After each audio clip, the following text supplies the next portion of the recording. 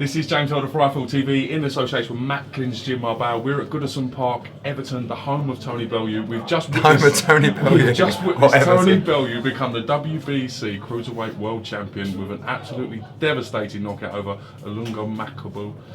Fantastic. What are you feeling right now?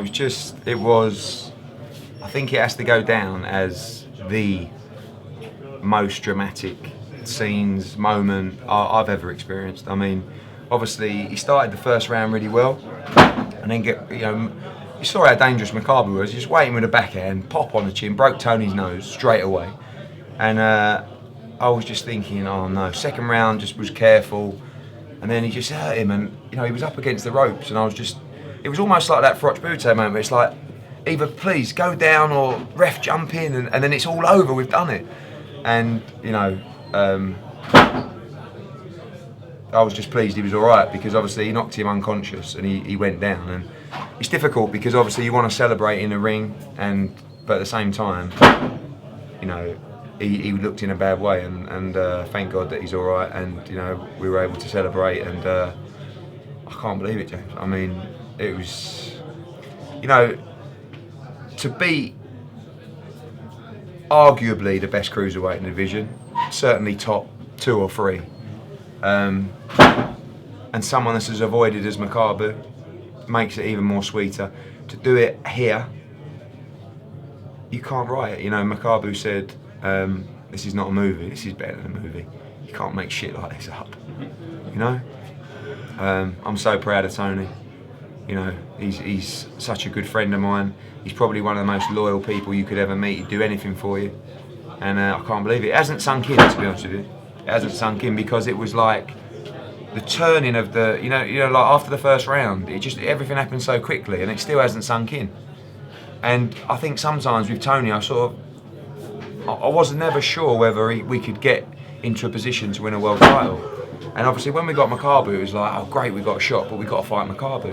I was looking at Ramirez for the IBF, and that's a fight he would have won easy.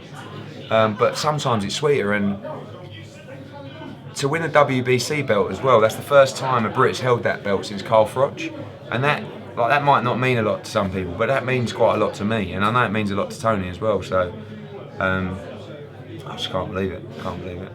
He was 6-1 to win this fight by a KO yesterday. Yeah. So does that mean this is probably one of the best achievements by a British fighter in recent years? Would you go as far as to say that? I mean, look, I know there's still negative people out there, but come on, look at British boxing. And I'm not just talking about Matchroom. Don't worry about Matchroom. Worry about British boxing. The whole landscape, the champions, the shows, the fights, the media, IFL, Sky, even BoxNation, Channel 5, Dave, even, doesn't matter. Everything. We could not be in a better place. Yes, I know sometimes you ain't going to get great fights, but just stick with it and you'll get moments. Crolla Barroso the other week, Burns the Rocco last night, Bellew Makabu just then. There is no sport like boxing.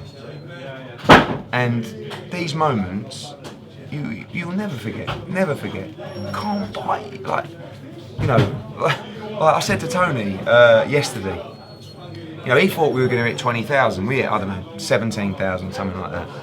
And he's like, 20,000 was like our break-even point. And he's like, I'm so sorry, it didn't sell. I said, mate, I couldn't give a monkey's how much this cost.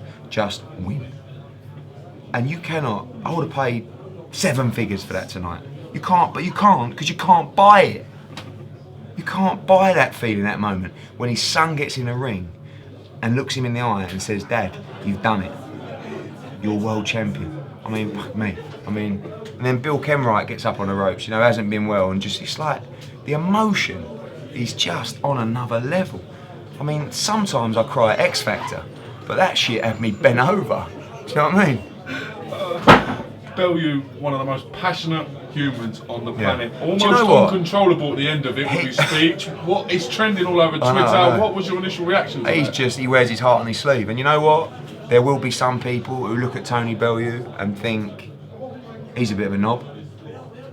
And I'll tell you something now, he's one of the most honourable, loyal people. He would do anything for the people he likes and trusts and respects. Anything. Trust me when I say he's a proper geezer. proper geezer. And mate, I'm so proud, so proud. I mean, what a weekend. 2 new British world champions, you know. I can't believe it, mate. I can't believe it. And what a night at Goodison, you know, some great fights, the crowd was spectacular. That moment when he's he's got the belt to Gladys Street and that, you know, that huge bank of people just singing it. I mean, mate, come on. We ain't in the Wigan Leisure Centre anymore. And there's nothing wrong with the Wigan Leisure Centre. They've got a lovely pool. And they've got squash courts. And one of those little vending machines where you can get the Oasis. But we don't want that. We want the big nights. We want the glory. We want to take sport to another level. On a scale of great nights you've had million. As a promoter, how good is this in comparison to the other nights you've I think that beats everything. Big statement. I mean, listen, Crolla Barroso the other week was still a moment that makes my heart flutter. But Burns last night, after everything he's been through, Froch beating Butte, Brook beating Porter. Oh, mate, so many. Darren Barker winning, you know. But that, I think that's you want to get that footage, don't you? Come on, you got to lead this off. Come on, you got to start this off. Go on.